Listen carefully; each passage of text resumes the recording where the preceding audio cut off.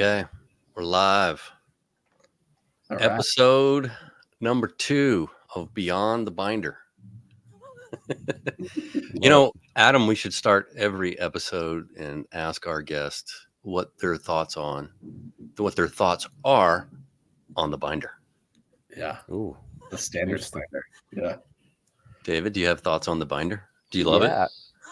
Yeah, I love it. I loved it for many years.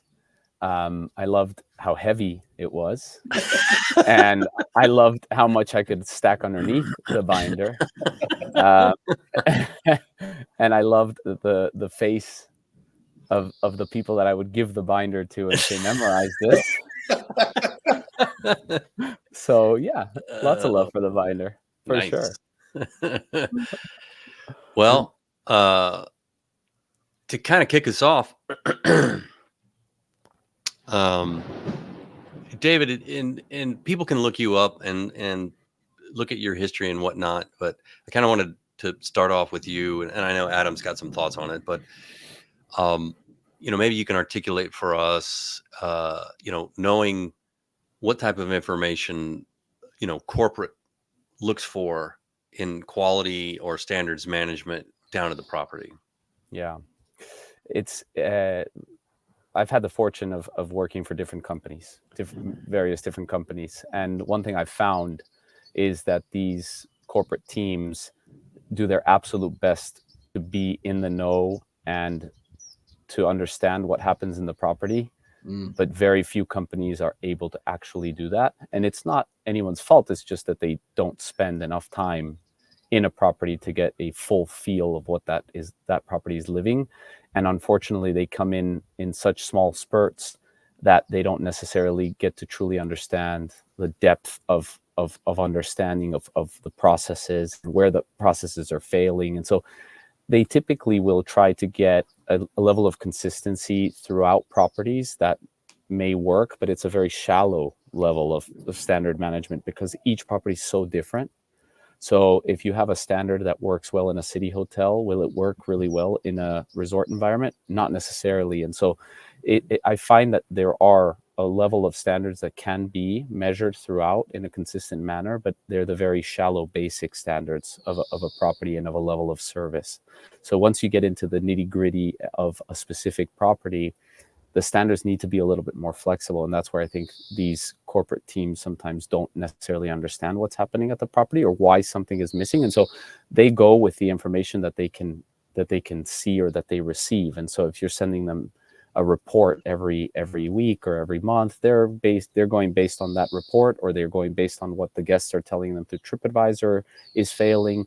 But that doesn't always mean that's the reality of what's happening. It could be just a moment in time, and it's not something that is a true kink in the a true kind of missing piece in the service standards. And so I feel there are standards that can be really consistent, but it's a very shallow level of standardization. I don't know what you think, Adam.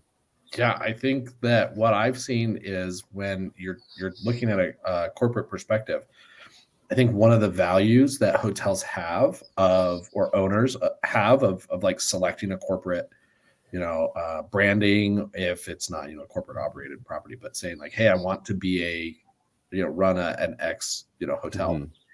One of the benefits that comes from that is the standards that are given, that are curated, along with obviously like the booking and all of that. But there is this general understanding of, oh, hey, you're going to give me some operational, guidance, know-how. Yes, yeah, know-how. And then when you think about what is it that the leaders above are looking for, I think that there's some interesting connections and some also like disconnects, right? I think that the corporate is really focused on, are you hitting the core voice of our branding, and are you delivering something that's recognizable as what we're doing? And then, when that hits like a general manager at a property, they're juggling on top of that. They're juggling all of the other things of like guest experiences, accolades, and they're trying to juggle all of these other things, where what corporate's really concerned about is, hey, I know you have all these other things to do, but do you care about us? Are you doing the core things that we think are important?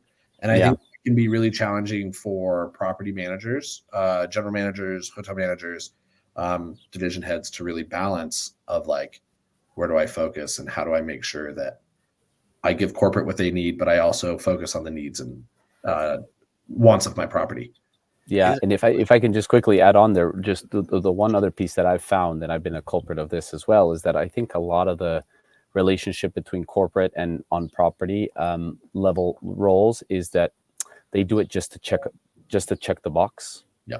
And there's this culture of like, oh well, if they're asking me for this, I'll just check the box and then move on, right? Because there's this attitude like they don't truly understand us, right? So what, I'm just going to check the box, do whatever I need to do, and then move on.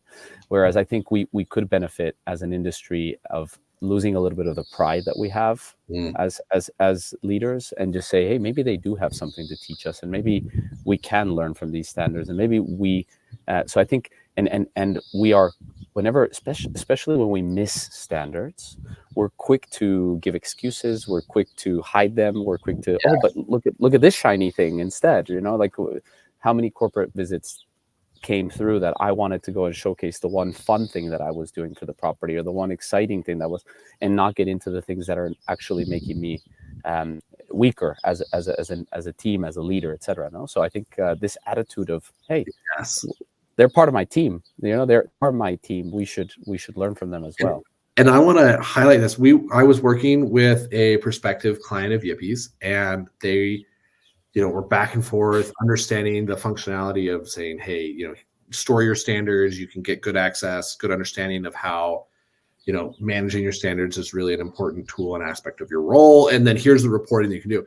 And that actually ended the conversation with us and this property general manager, because the general manager said, I don't want corporate to have that type of insight into my operation. Mm-hmm. Like, I don't want them to see that I'm not doing well at these things. And I think that kind of goes back to exactly what you're saying. There's this kind of like, also, I think that there's this like tick for tack, almost like, right, of just saying like, I just need to check this box and I need them to go away so that I can do what I'm doing, versus saying, hey, the more transparency we can have and the better we can, learn from our corporate support system, they might have insight on how other properties are successfully doing things. And the best thing we can do is show on the property level, hey, here's my strengths and here are my weaknesses. And then as we can identify those weaknesses and not shy away from them or try to hide them or brush them under the rug, I think that would give a much clearer picture to corporate to really say, oh, this is the help that you actually do need. And maybe we should spend some resources and training and education and, heaven forbid, some funding to this property to help them get what they need. Right? Or have the really tough conversation with the owners and support you in getting you the resources that you need. Absolutely. So thanks for the comment, Mark. I don't know if you guys can see that comment. I'll just read it out real quick. A binder is to set LSOP/standard, but it doesn't show the vision or the goals of your property. Yeah. And you guys talk about, man, I never really thought about what you guys just talked about, the whole communication between property and corporate. It's just how important it is for those people to work, to be on the same page, and to develop that culture of transparency to actually achieve what they're all trying to achieve, I would think. You would hope so. And it's not just corporate and the property level, it's the ownership group as well. It's a key third piece of the puzzle, because the most successful properties that I've been at, there's been absolute alignment between the corporate office and the ownership group. And that's more and more rare. Why? Because these ownership groups are starting to become much more savvy in hotel operations, right? Years ago, they would put the money in, they would put the property in, but all the know-how came from the corporate team or from the on-property team.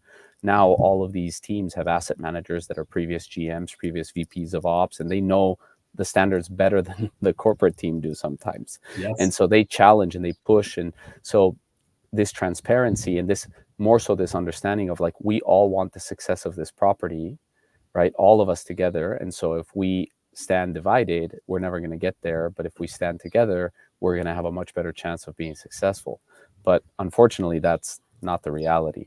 I I love that so much because, okay, so to quote a very dear friend of mine, and I'll give him a shout out, former learning development manager of Four Seasons Minneapolis, Ted Goldfine. He's now a consultant friend, and he said he taught me this word, this version. He calls it the vampire treatment, right? Like shine light on everything, right? And when you put the light on it, do they like shrivel up, or what happens, right? And I think going kind of back to this comment that we got of saying, the binder, all the binder will ever do is lay out what should be done. But what it doesn't do is enable these conversations. It doesn't allow you to really shine the light for the corporate, the property operation, and the ownership team to say, where do we need help? Where do we shine? Where do we need to? And when we can have processes and tools and systems in place that allow us to shine light on things openly, and allow us to get comfortable and not shying away from that, we can have better conversations with our ownership groups, right? Saying, hey, ownership, your expectation is that this property is maintained at this level. The standards are set for this. We've been doing these inspections, look at these reports saying they're not at that quality. So we have to make options. We either have to adjust our expectations or reinvest in the quality of the property. And you can't have those conversations without the light, right? Without it being shined on you, and everyone working together, right? And really understanding the three-legged stool here. So David, right before we came on, you were talking about where you're at and the experience that you've had there, and you were saying how appropriate it is that you are there during this conversation, and I think you ought to highlight it, because like even Adam was like just amazed. He's amazed at seasonal properties, but give us a little insight into where you're at, and people will see how this applies. Yeah, of course. I mean, I'm very blessed to be sitting at the Belmont La Residencia here in Mallorca. Beautiful property. I think it's over 40 years old, in operation for over 40 years, and it's one of these properties that has not only achieved 5-star status but maintained 5-star status for decades, and it's incredible. And it's doubly difficult when you have such a seasonality, right? So from November to April, the hotel is closed and there's nothing going on here. And so you do have a large number of people. I shouldn't say you should have about 40% of your team that does return every season, but then 60% of your staff is new and they've never stepped foot on this property. And so you go through this crazy retraining and crazy reset every single year. And a lot of the properties in the Mediterranean here in Europe go through that. Very, very few of them successfully navigate the consistency of service and therefore get the repeat percentage of guests to these properties as well. And they've done a magnificent job. And, the conversation I was having with the team here was very much about the focus on training, and how from the moment you walk in here, there aren't situations like you've experienced in many hotels in the past where, we're going to give them 2 weeks of training before they're on the floor, and then day 2, they're already on their own, and so there's this idea of we really need to foster their first steps here on the property and get them to understand the basics, which is beautiful, and so the one piece that I do think is interesting, and it ties into the piece before with the binder and with standards in general, is the fact that many times in a property, the way that standards are measured are so individual. Like you can have 3-4 people that know all of their standards except 3 or 4, and then that one day that the mystery shopper comes in, it's that one standard that one person is so good at, everything else gets measured on, and then all of a sudden that person is no good, or that team is no good. And so that's where I find it super interesting here, is that like you have a ton of people that are brand new and they get some of the basics right, but then some of them are highlighting in specific areas. And so you get that wow, but you don't necessarily get that consistency because not everybody has mastered that one area or that one specific standard. And so that's where I think what you guys are doing with Yipy is going to be so beautiful, because it's making it so personal that not only the ownership will know, well, the front office is failing at this standard 75% of the time, Well, it's because this one person is failing that standard 99% of the time. So perhaps that one person is the person we need to focus on, and not the entire front office. So that's the one thing that I found very, very interesting in these type of environments as well. Yeah, I want to piggy on that and saying, it goes back to, do we have the knowledge of what's happening? I think so much of the knowledge that decisions are based off of are from such limited data, information, so much limited data, right? It's saying like a one audit that you get once a year, or maybe a quarterly audit that, hey, the guy that was been here a week got audited, and now it's a reflection of your entire operation. Which, while yes, I think that those sample audits, I will never degrade those in any way, because they're so important to say, no, this is the real experience of a real person. I think the slices of the pie are really important to look at. Mm-hmm. But when you're looking at leading, managing, orchestrating an operation, I think you need more data than random points. And while those singular points are very helpful, I want to re-articulate that it's not a strategy, right? It can't be your strategy for promotions, for development, for training, for budgeting. It really has to, I think, be or for disciplinary action. Yes, well. Or for that. Like, and going back to what Jason brought up, is just saying, I am in awe of properties that manage seasonal, the seasonality that open and close, because it is such a unique challenge, and you're relying, I think, on a lot of things. I think you are kind of, in a way, relying on that binder that obviously I think like the idea is like, well, we have the SOPs. Like, first of all, do you, are they updated? I guarantee you they're not. Go look. Yeah. And then if they're not updated, or let's say they are, right? But can you really get that to everybody? Can you get to that to the 400 people that are starting and have them digest that in a way that's meaningful? The way that you train in these environments is super blanket approach. Super blanket approach. You have to, right? You don't have a choice. And then you rely on the day-to-day, on making small mistakes, and then you have a heavy reliance on your leaders, on your restaurant manager, on your front office manager, on these positions the reliance is that they're actually with their team.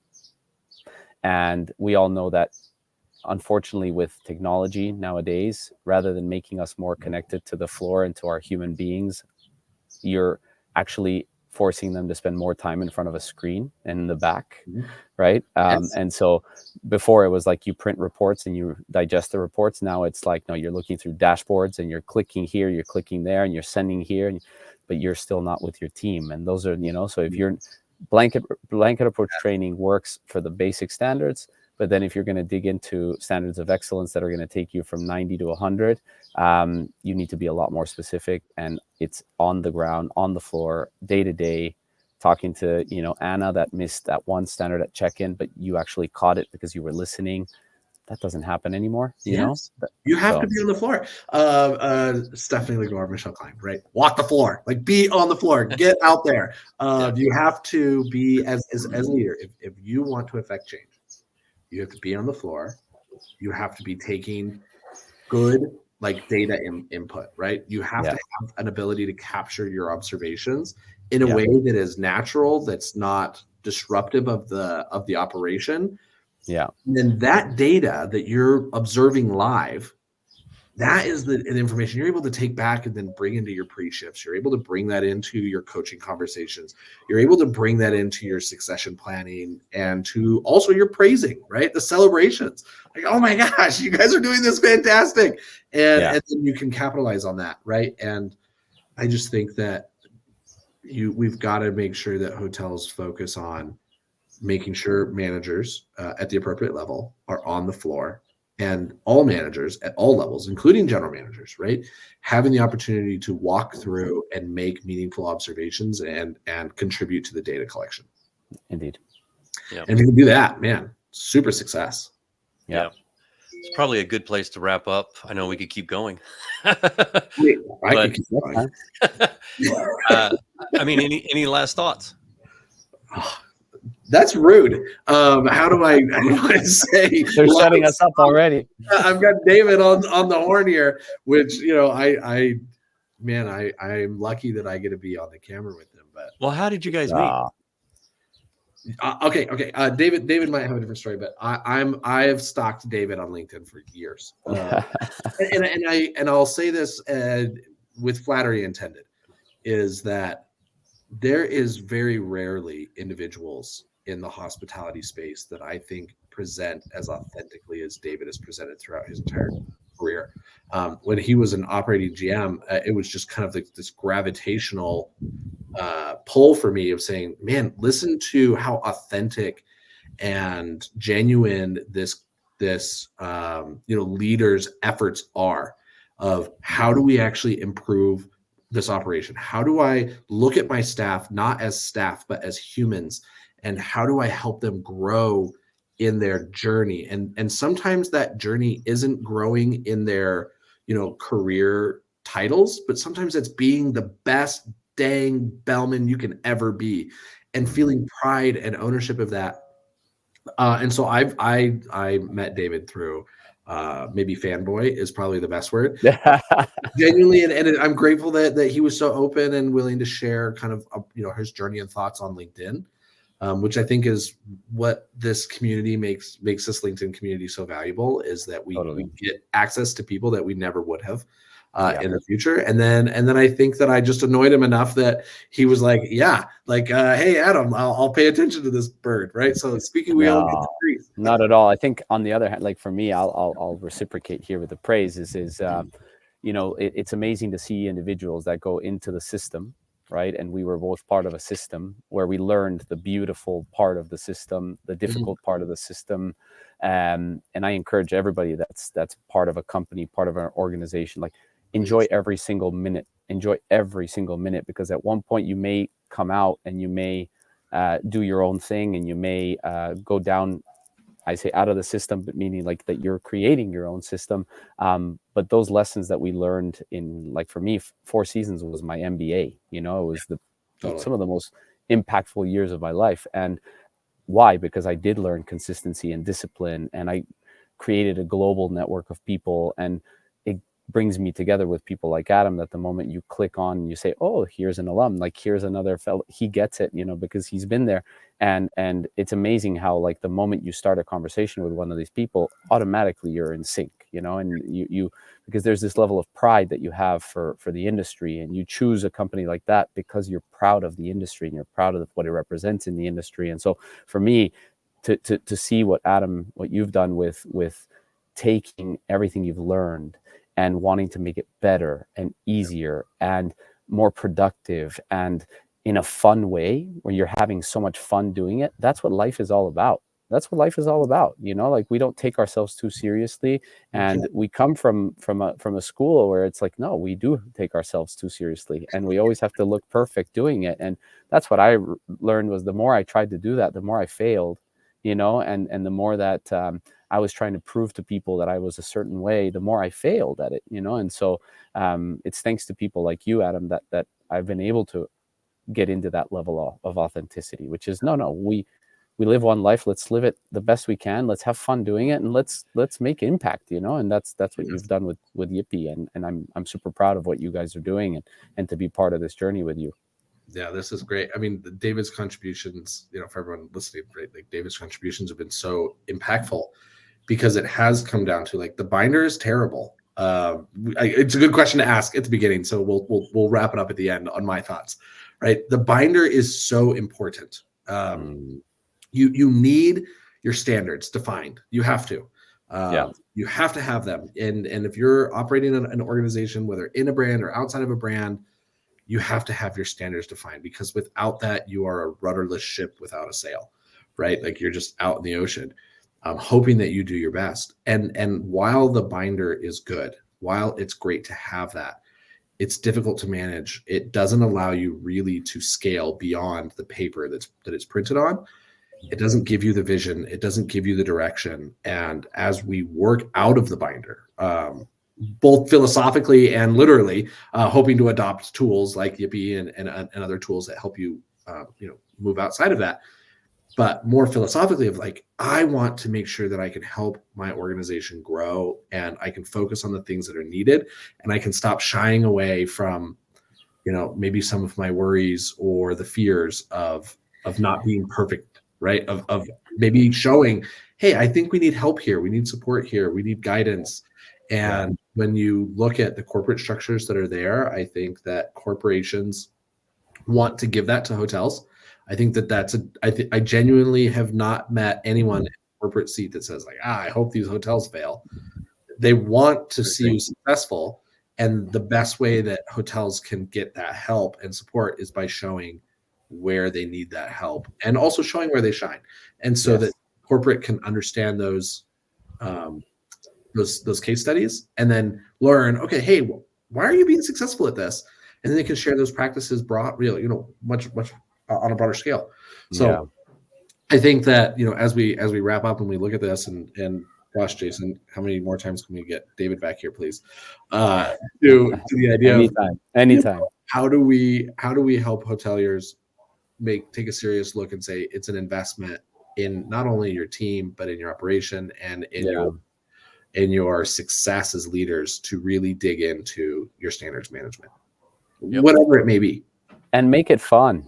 Yeah, fun. Come on. Well, he did call the company Yipy, so. I know. Exactly. Like, get excited about this. Like, come on, this should be, you should be excited about your standards. You should, because they are. Yeah. All right. Another great conversation. Right. Thank you both for your time. Enjoyed it. And we'll thank do you, it again fellas. soon. Thank you. Keep fighting the good fight. Yeah. Thank you.